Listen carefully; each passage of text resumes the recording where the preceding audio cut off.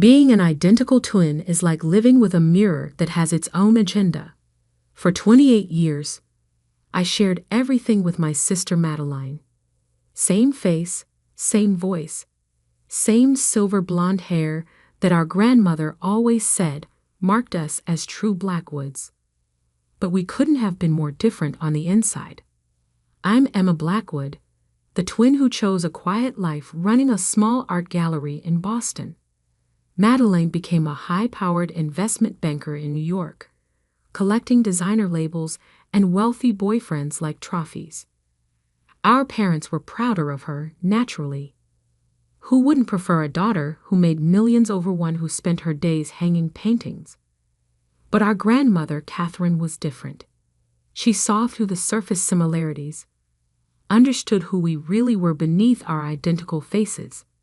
While our parents fawned over Madeline's banking success, Grandma quietly supported my passion for art, helping me open my gallery when no one else would. "You have a gift, Emma," she'd tell me during our Sunday afternoon teas in her Victorian mansion. "You see beauty where others see only dollar signs." Those afternoons were sacred. Madeline never came. She was always too busy with work. But that was fine with me.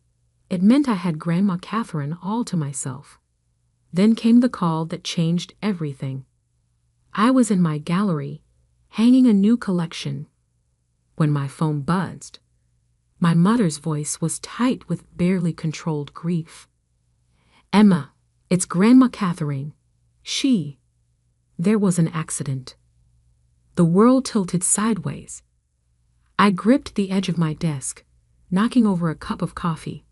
The dark liquid spread across the pristine white surface like spilled ink. What happened? A car crash. She didn't make it. I don't remember much about the next few hours. Somehow, I made it to my apartment, packed a bag, canceled appointments.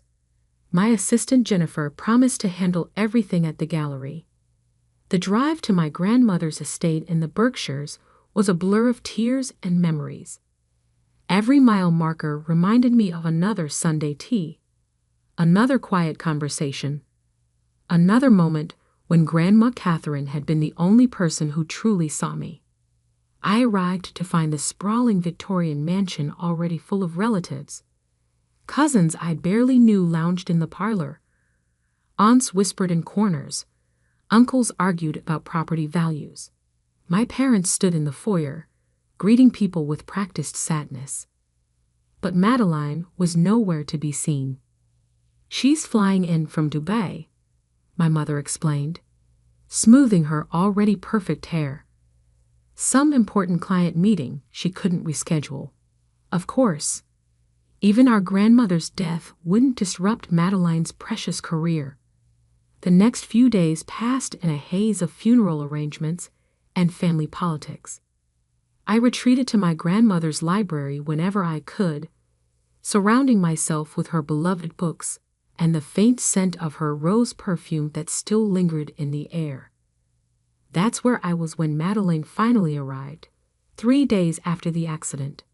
"Oh good, you're here," she said, dropping her Hermes bag on an antique table.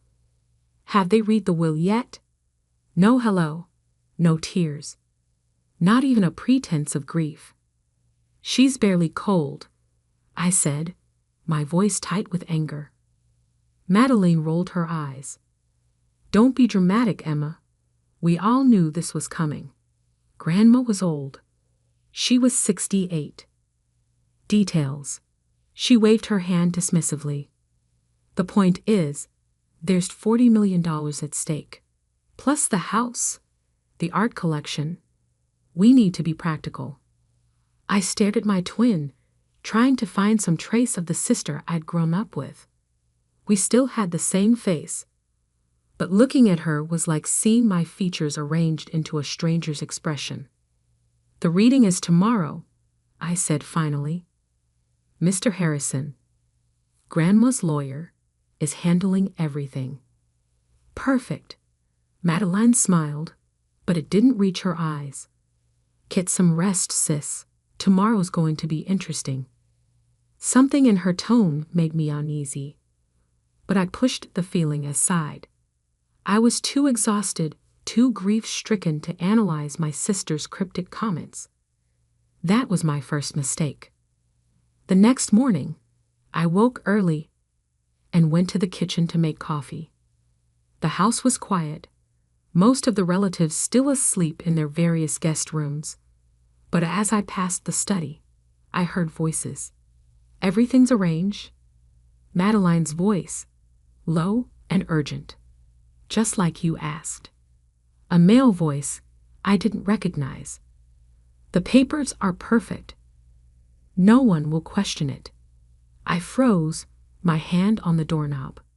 And the original? Destroyed, along with all the copies. As far as anyone knows, this is the only version. "Good." Madeline again, satisfied. "You should go. The reading's in 3 hours." I quickly stepped back as the door opened. A man in a cheap suit hurried past without seeing me, clutching a briefcase. Madeline emerged a moment later, startling when she saw me. "Emma, you're up early." "Couldn't sleep," I said carefully. "Who was that?" "Oh, just someone from the bank." She adjusted her silk blouse. Boring paperwork stuff. But I'd seen the man slip something into her designer bag, something that looked suspiciously like legal documents. The will reading was scheduled for 10 a.m. in the main library. Mr. Harrison, a small man with wire-rimmed glasses who'd been our grandmother's lawyer for 30 years, arranged us all in a semicircle. My parents sat together on the antique sofa. Various aunts and uncles claimed the matching armchairs. Cousins perched on ottomans or leaned against bookshelves. Madeline took a seat directly across from Mr. Harrison, her expression carefully neutral. I chose to stand by the window, next to the painting of roses that Grandma Catherine had always loved. Something felt wrong. The conversation I'd overheard, Madeline's strange behavior. "Before we begin," Mr. Harrison said, adjusting his glasses, "I want to express my personal condolences. Catherine was more than just a client to me. She was a dear friend."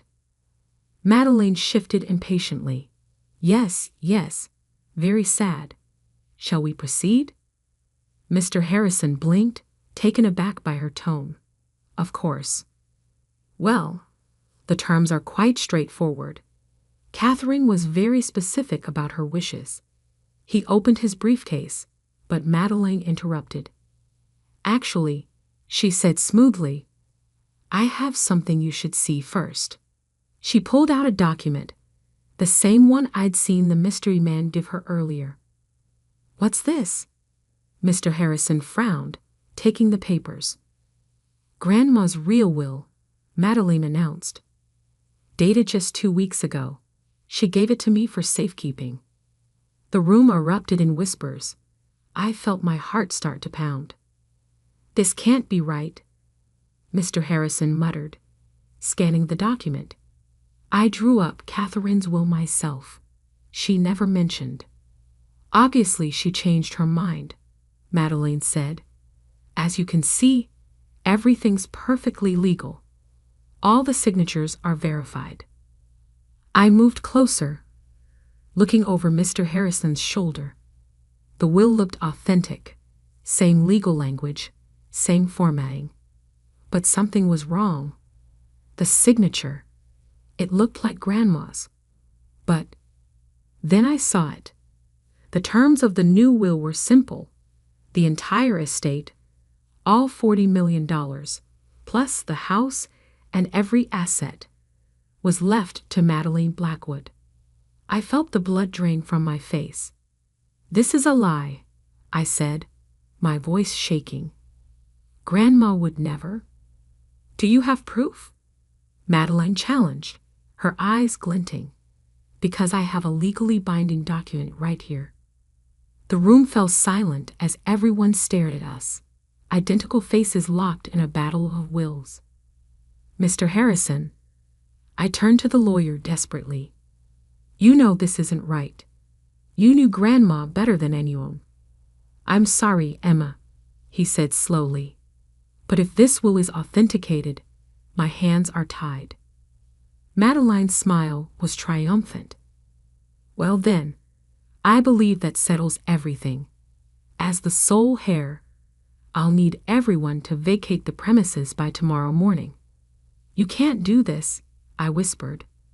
She stood, gathering her things with practiced elegance. I already have, dear sister, and you can't prove otherwise. As the family filed out in shocked silence, I remained rooted to the spot, staring at the painting of roses. Grandma Catherine had taught me to paint those roses herself, spending countless patient hours helping me get the shadows just right.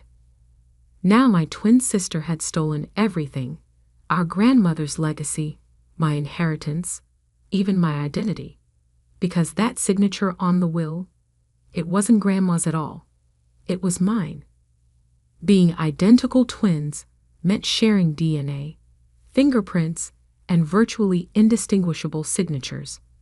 My entire life, I'd been careful about signing documents precisely because I knew Madeline could mimic my handwriting perfectly. But I never imagined she would use my signature to forge our grandmother's will. The day after the reading, I watched from my old bedroom window as moving trucks arrived. Madeline wasted no time claiming her prize, directing workers to pack up our grandmother's antiques and artwork. Miss Blackwood? A quiet voice interrupted my thoughts. I turned to find Agnes, our grandmother's housekeeper of 20 years, standing in the doorway. Her eyes were red from crying. I'm sorry, Agnes. I know Madeline's asked everyone to leave. That's just it. Agnes wrung her hands nervously. There's something you need to see. She led me down to the kitchen, checking twice to ensure we weren't followed. From beneath her apron, she pulled out a small leather-bound notebook. Your grandmother's diary, she whispered. She asked me to keep it safe. Said it was important you find it if anything happened to her. My hands trembled as I took the notebook.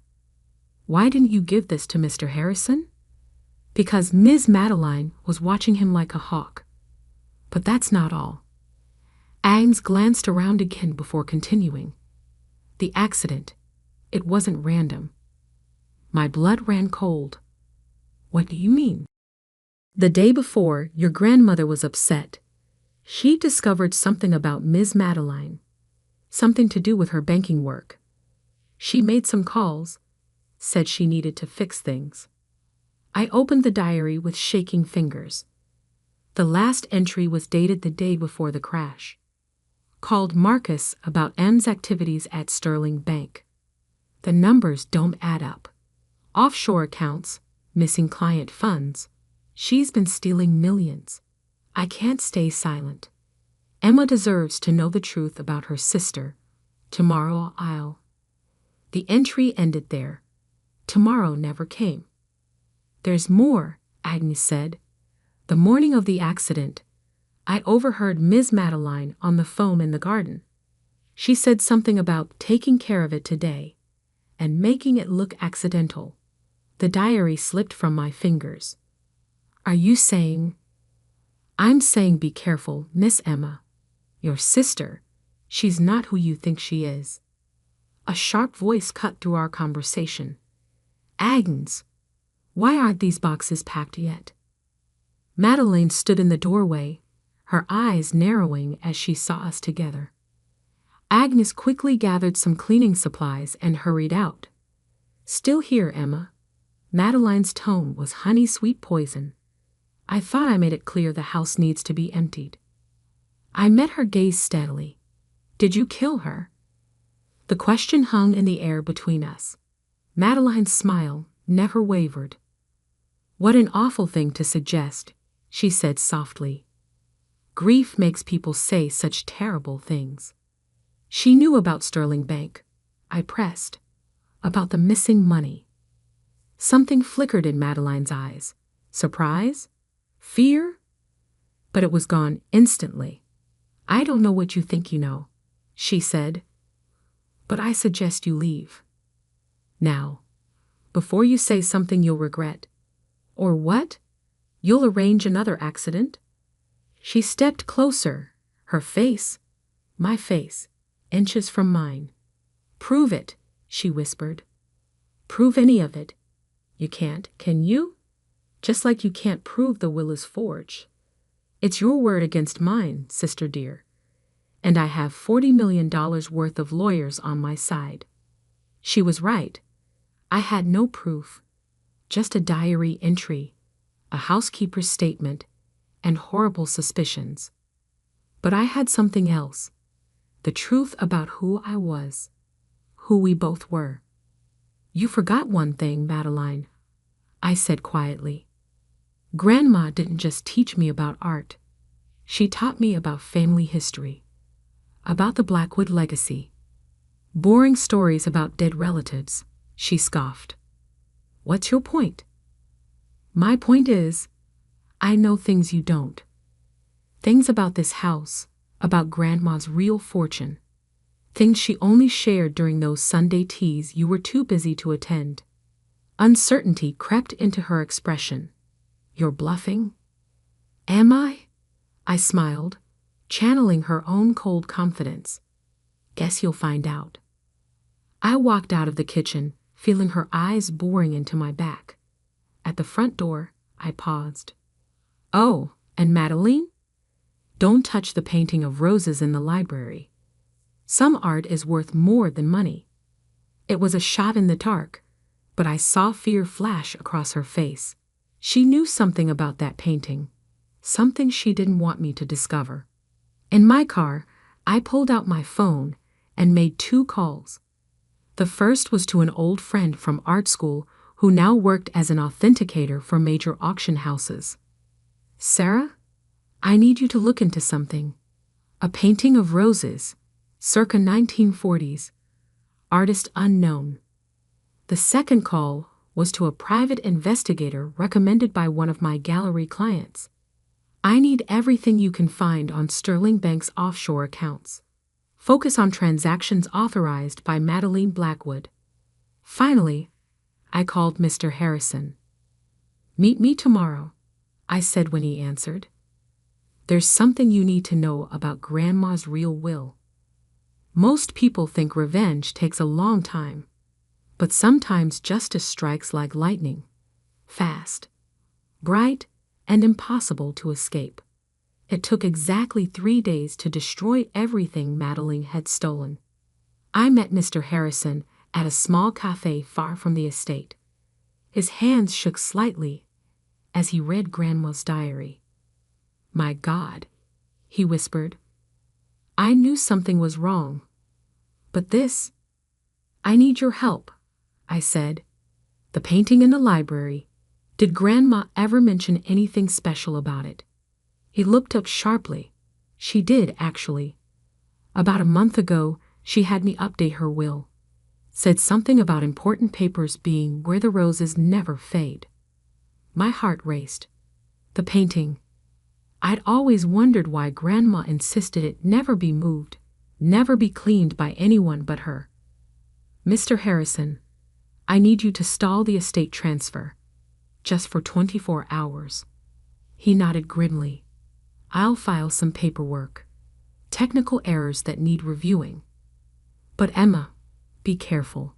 If what this diary suggests is true. I know, I said quietly. My sister is capable of murder. Back at my hotel, messages waited from both my contacts. Sarah, the art authenticator, confirmed my suspicions about the painting. The private investigator's findings about Sterling Bank were even more explosive. I took a deep breath and made one final call to the FBI's Financial Crimes Division. That night, I waited until 3 a.m. before returning to the estate. The security code hadn't been changed. Madeline always did underestimate me. The house was dark, empty except for the furniture Madeline hadn't yet moved. In the library, Moonlight filtered through the tall windows, illuminating the painting of roses. With trembling fingers, I felt along its heavy gilt frame. There, a slight catch, a hidden spring. The painting swung away from the wall like a door, revealing a small safe built into the wall behind it. I smiled, remembering all those Sunday afternoons when Grandma taught me to paint roses. She hadn't just been teaching art. She'd been showing me exactly where this safe was located. The combination was simple: my birthday, not Madeline's. She'd been born 2 minutes later. This was how Grandma had always told us apart, by remembering who came first. Inside the safe lay a stack of documents: bank records, surveillance photos, and a USB drive. But most importantly, there was another will. The real will, dated just 3 days before Grandma's death, with a letter attached. My dearest Emma, if you're reading this, something has happened to me. I've discovered what Madeline has been doing at Sterling Bank. The stolen money, the fake accounts, all of it. I've gathered proof, but she knows I know. I fear what she might do. I'm leaving everything to you because you're the only one who understands what truly matters. The money, the house, they're just things. But integrity, truth, justice, these are the real Blackwood legacy. All my love, Grandma Catherine. P.S. Give the USB drive to the FBI. They'll know what to do. At that moment, lights flooded the library. Madeline stood in the doorway, her face twisted with rage. "How did you know?" she demanded. "Because I paid attention," I said calmly, despite my pounding heart. "All those Sunday teas you missed, all those boring family stories you ignored. Grandma wasn't just sharing memories, she was leaving clues." "Give me those papers," she snarled, stepping forward. "It's too late," I replied. "The FBI already has copies of everything. They're probably at Sterling Bank right now, seizing records of all your offshore accounts." Her face went pale. "You're lying." "Am I? Check your phone." As if on cue, her phone buzzed. Her hands shook as she read the message. "No," she whispered. "No, no, no." "Yes," I said quietly. "It's over, Madeline. The fraud, the fake will, and—" I held up Grandma's diary. The truth about her death. She lunged for me, but never reached me. FBI agents emerged from the shadows, where they'd been waiting all along. I watched as they led my sister away in handcuffs, her perfect composure finally shattered. The aftermath was a whirlwind of headlines. Bank Herarrest FORFRAUD and MURDER. TWIN sisters, inheritance battle, REVAL, DEDY Heskijin, Sterling Bank SKADAL, Bly LLHONS, in CLIENT Philandes Messing.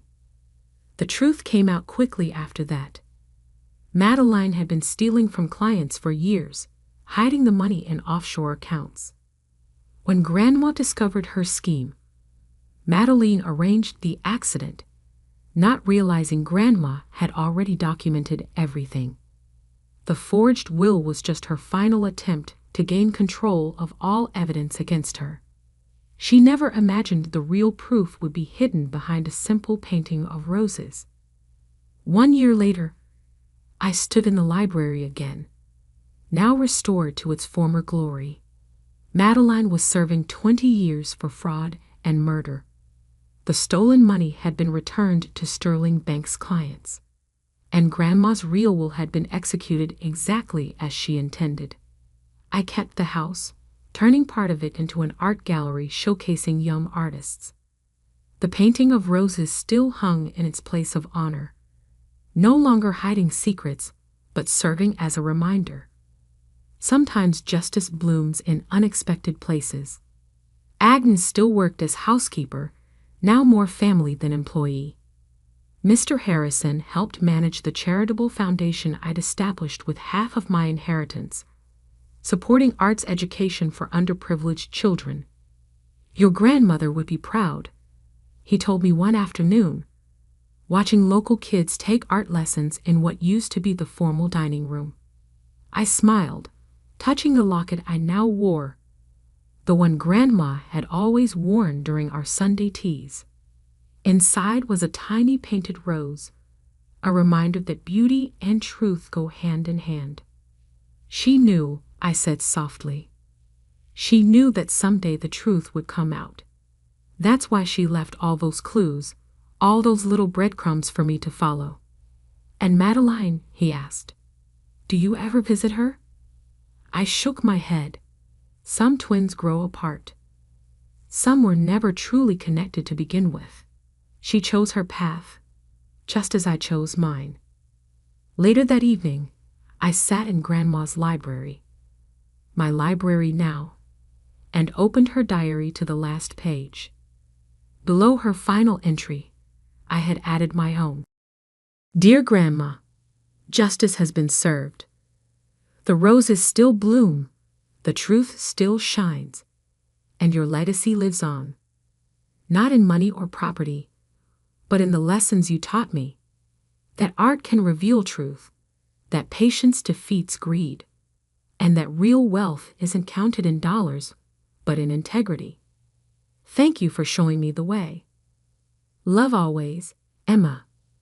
Outside, the sun set over the Berkshire Hills, painting the sky in shades of rose and gold.